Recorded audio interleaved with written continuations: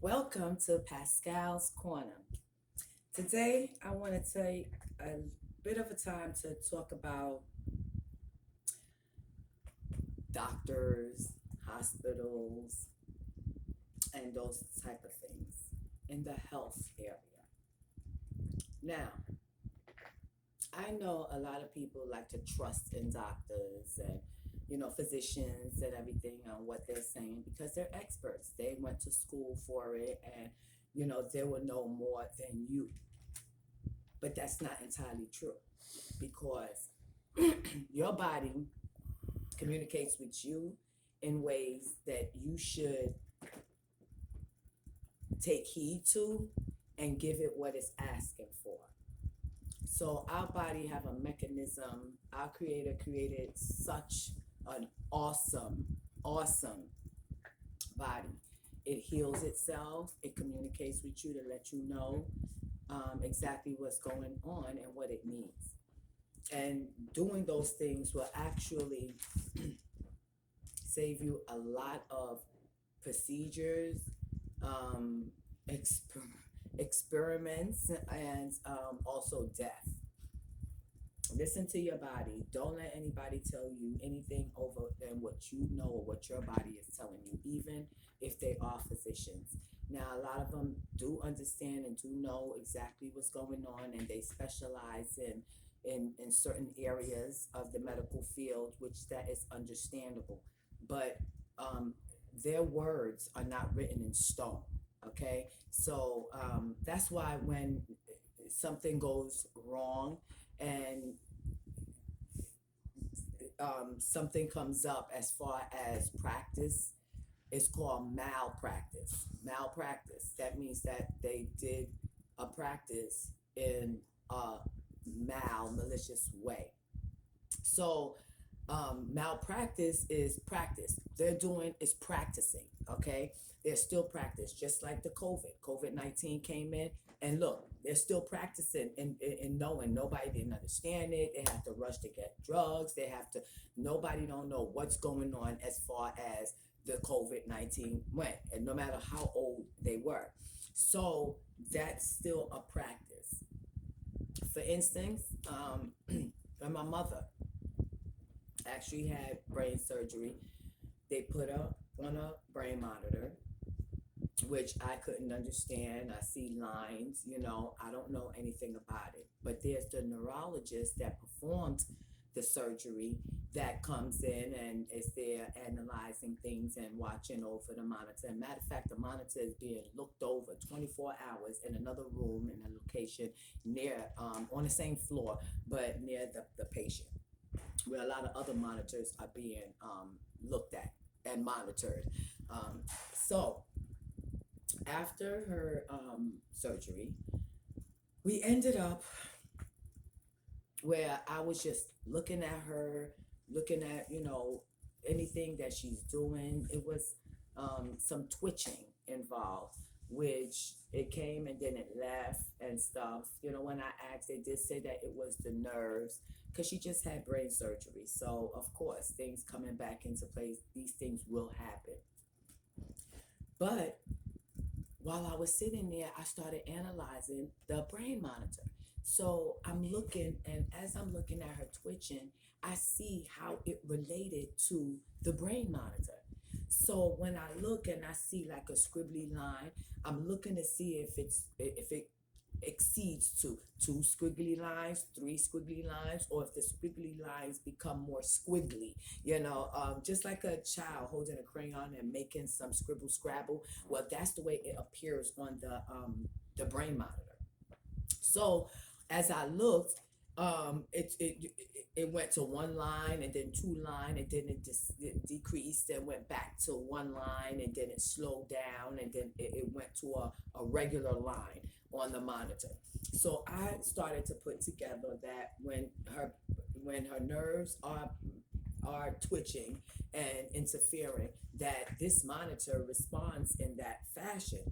So now with the neurologist inside of the room, because we just finished talking to him. He put the family together. It was just my brother and I. And he sat us down, and one day after surgery, he tells us that my mother's not waking up and that she's not gonna make it.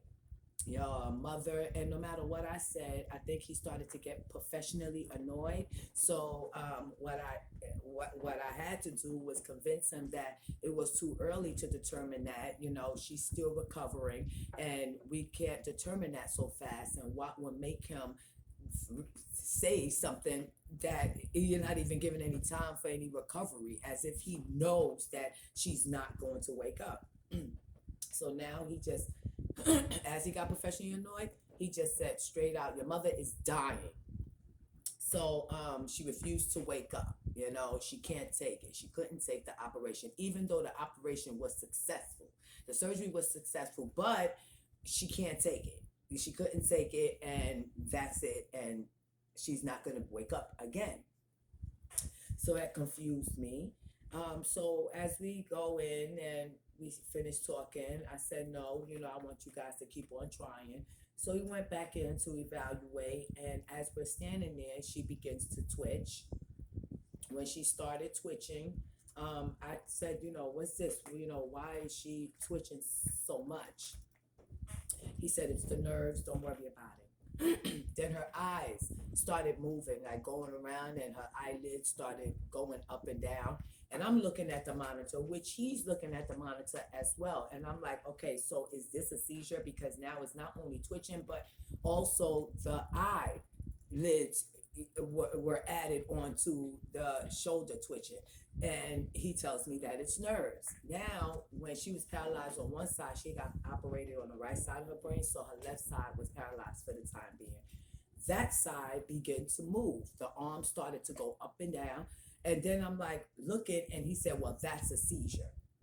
So, in other words, he took so long to analyze. Meanwhile, I'm looking at the lines increase, from one line to two line. And then by the time she was full blown, it looked like a kid just took a crayon and just wrote all on the monitor. You couldn't see even lines that separated the bars. It was just scribble scrabble all over the place. So thing is that they don't totally know. And because of me knowing that my mother is a fighter and that she would have been able to come out of this, I had to ask them, what medications are you giving her? And they ran out all the medications that they gave her.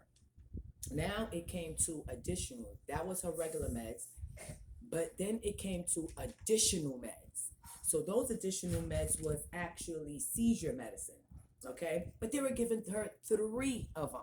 One of them is Kepa. The other one was Vimpac.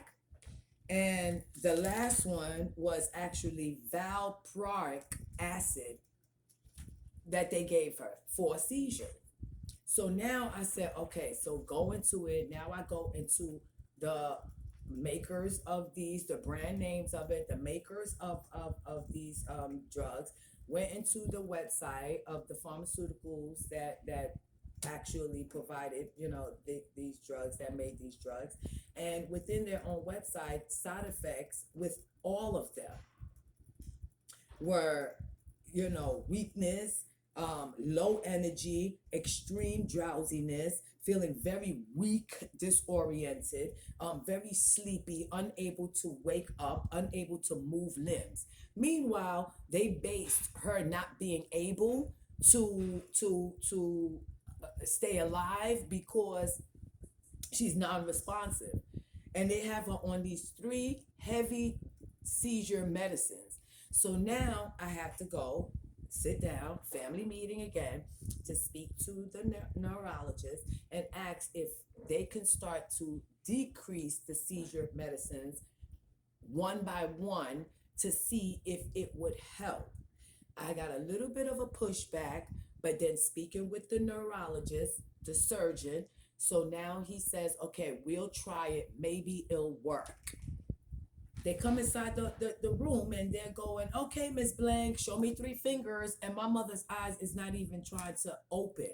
So they took her off of one of them and The next day they took her off another. Before they took her off the third one, she started breathing. Her breathing level increased and her eyes opened.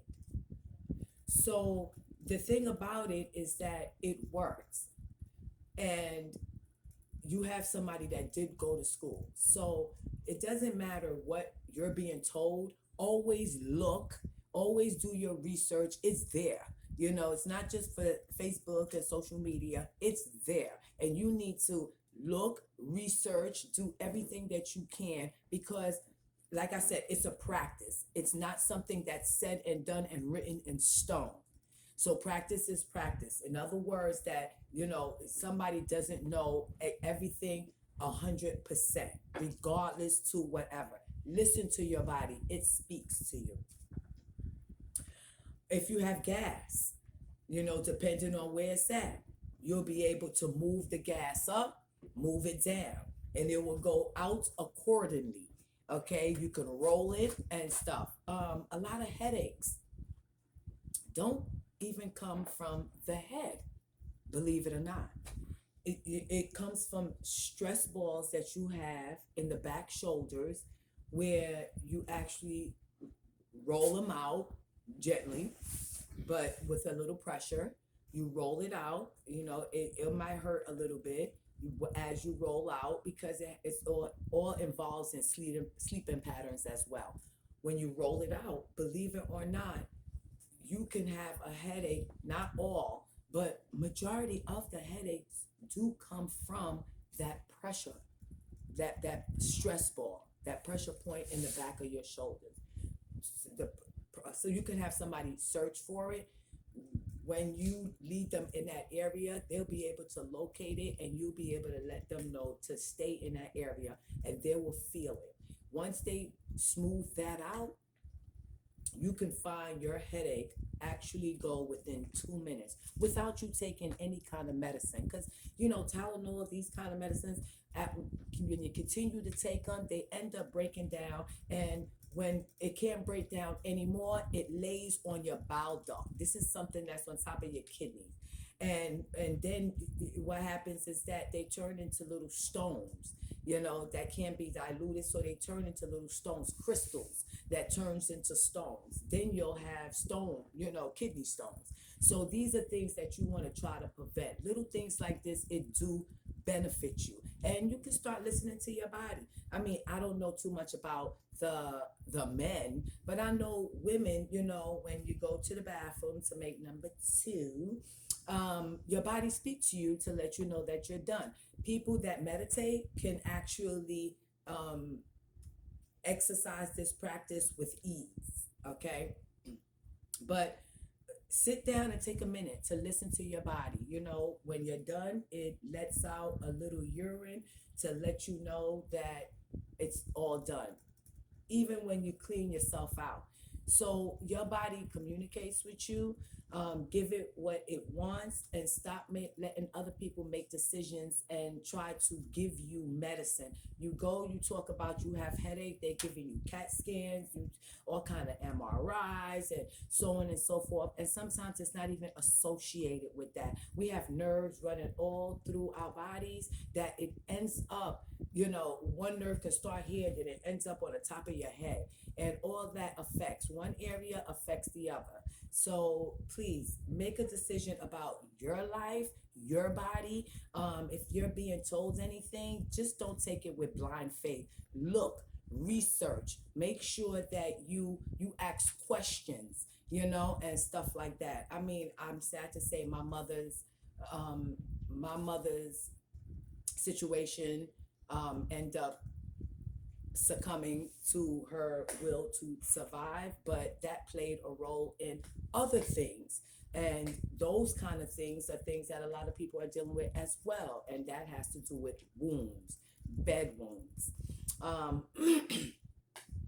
My parents went through it, something awful. Nobody should ever succumb to having to deal with the kind of wounds that people deal with in the hospital setting. The thing about it is that it's not getting enough air.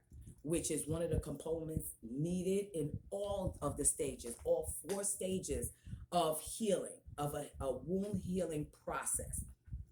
And that's because majority of those wounds are actually in the tailbone, middle of the back, because they're laying on their back, especially people that's in the ICU units. So you have to make sure that um, you exercise due judgment. Okay, sometimes they don't let you know about it. Sometimes they start with putting those pink pads, looking like big jumbo band-aids on them and everything. But meanwhile, this wound is not getting any air, oxygen, which it needs. A process to heal in all the stages. So, if you can, for the time being, because I actually came up with something to benefit those that do have to be in an ICU unit for a long period of time, and even at nursing homes or rehab centers. And hopefully, this will bring some kind of relief to to patients, especially the elder, that has to deal with this. It's painful and dangerous. It's also deadly. So once an infection bacteria gets into the bloodstream, that is another situation that can be proven deadly. So we want to make sure that before anything come up, I'm still waiting to see if the government is going to help me with producing this equipment.